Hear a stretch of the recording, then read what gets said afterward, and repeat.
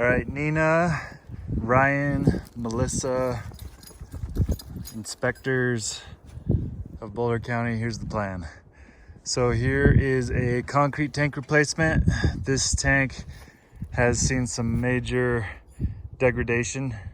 I'm gonna see if I can show you the inside here. It's got like the seam. You got major gassing in there and deterioration of the concrete. So the pumpers recommended this tank get replaced. I don't know that they've officially failed it, but we are gonna go ahead and apply for a replacement bid because the homeowner feels that it's time.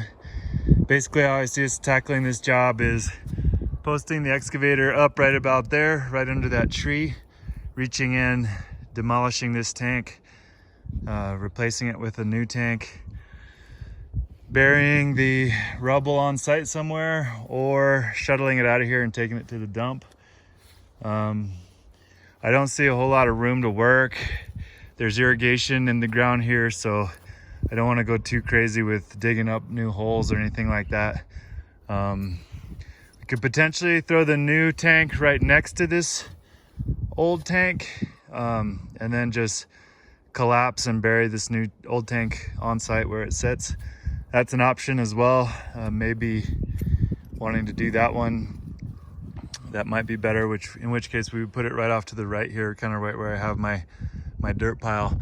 But that would jeopardize the health and longevity of this nice big giant tree. We could move this stuff here and put it off over here a little bit. We do have a waterway over here. It's a dry gulch. Looks like it's a stormwater drainage way, which we will have to double check the setbacks on that to see if we do have enough of a clearance here. I can't remember what the setbacks are off the top of my head for this tank install. So we can double check that. I almost want to say it's 25 feet, in which case I do believe we will meet the 25-foot setback, but depending on where we measure from. We may end up measuring from the top of this embankment, which would probably be about here, which I think would be a little less than potentially 25 feet. So that'll be something we'll have to determine at a later date, or I can go pull tape. Anyway, we'll come in here with machinery down through these trees, kind of just to the right of that small aspen, and hugging and dodging and maneuvering in between these big pines here.